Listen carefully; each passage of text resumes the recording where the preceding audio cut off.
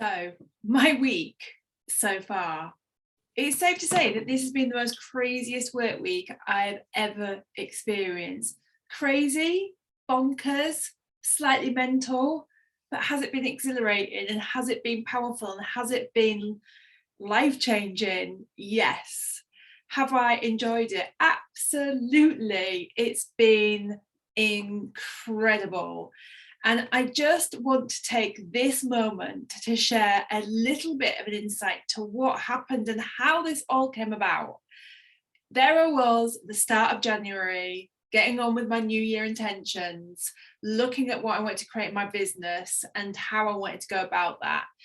And in February, I decided to create a vision board of who I wanted to draw, what clients I wanted to draw closer to me. And one of them was the BBC.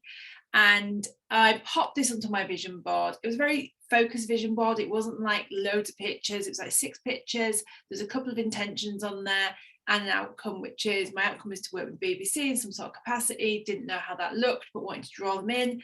Felt like I have some quality tools, the Freedom Alignment business method, to be able to not only impact people from the inside out as individuals, but also for that to flow through the company and to help the company also expand. So that was my intention. So I did my vision board like a good girl on Canva, and I got very excited about the feeling of pretending to think about working with BBC, and it felt really good. And then wham bam, Abraham, 3 days later, PR lady got in touch with me, lovely Laura, and said, oh my gosh, we've got exciting news, BBC Radio want to interview you. I was like, OMG. Okay, so fair enough. They're not my client yet, but there's a journey, and, you know, if along that journey, what happens is that they want to be interviewing me because they're interested in what I've got. Am I going to think that's a bad thing? No way, Jose. So first of all, I did one interview and that was really exciting. And then the next thing, another BBC channel picked me up and I did another second interview. And the next thing, a third BBC live channel picked me up and I did that too. And these kind of covered about 7 or 8 different areas of the UK. And I absolutely loved it. It was really exhilarating. And yeah, it was pushing me out my comfort zone, but I loved it. And I felt like it was about also, yeah, it's not comfortable. I'm doing something that's different. I'm putting myself really out there. But if one person listens to what I'm saying and it resonates with them and it makes a difference, and that's got to be worth it, right? And that's been my undercurrent, my undertone, that's been my drive for all this, is that you just got to think about the one person. You don't need to think about the mass. It's about, if it helps one person, then you've actually done what you set out to do, which is make an impact. So I did these interviews. I loved it. They went out, started to get like loads of positive feedback. And then the next thing, the tabloids picked it up and it was like, oh, we'd love to interview you about your story, your real eat, pray, love of Yorkshire story. Would you be up for it? Well, of course, I said yes. And we had this lovely lady that interviewed me for about an hour, and what they did is they took it away, condensed it, and wrote an article, which I have to say, the article which they wrote, they gave me full access to. I was allowed to say, can you take this out? Can you change that? They were brilliant. And yeah, you know, there's a couple of timelines that are slightly out and things like that, but it doesn't, you know, that's it. It doesn't matter. It's minor.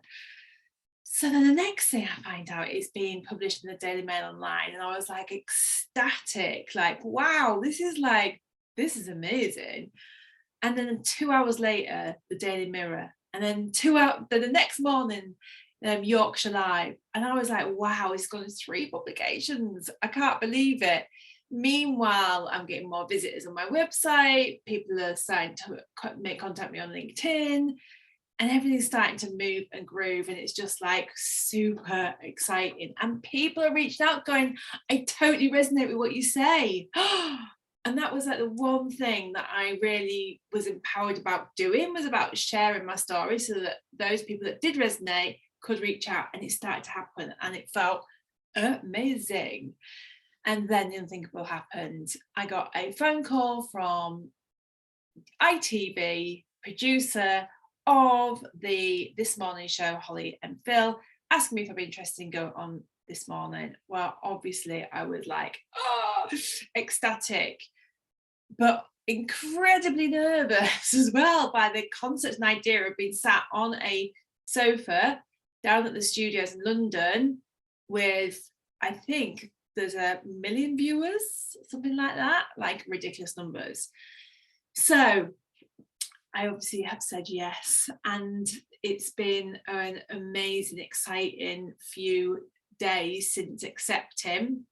I was asked to go down on Monday, leaving my hometown on Sunday. I was, oh my gosh, yes, I can do that. And then the next thing is I got a call today saying, right, this is showbiz, we've had to change your slot, we're now going to move it to a different day. Now I haven't been confirmed that, so that's why I haven't put it out on social media. Apparently this is normal. I don't know, I'm brand new to this world, so it's all fresh to me. But the truth is that this roller coaster, this exciting, high vibrational, wonderful experience is happening right now to me, and it's so exciting that last night I actually woke up and couldn't sleep. So here I am, this mindset coach that works with people who get too stressed, too busy, who can't sleep, who can't switch off, right. Last night, who experienced that? Me. And it was so interesting because obviously I recognized there was a huge amount of excitement that was wrapped around it, and my mind so wants to go continuously to being sat on that sofa, speaking to Phil and Holly, going over what I'm going to say. Now the truth is I don't actually know what they're going to ask me in this moment. Maybe they'll give me a brief when I get down there, I don't know. And the reality is it's about my life and my journey and my techniques. So it's not like I don't know this stuff, and it's not like I need to really rehearse it, because the rehearsal has already been and gone. It's my life. But what I recognized was the ego wanting, because of course I want to do well, I want to smash out the bag, and I want everyone to go, wow, that was amazing, and God, I learned this, and oh, I didn't know that, and this is incredible, and I'm gonna get in touch with you, and I need to know more, or whatever. Of course that's what the outcome I want, who wouldn't, But my egoic mind is wanting to come round, and it's wanting so desperately to go, what if you fall flat on your face? What if?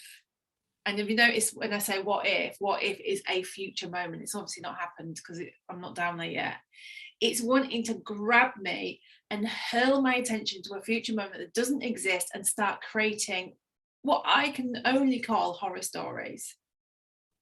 Now, obviously, I'm aware of this because this is what I do, and this is what I help other people do. And I allowed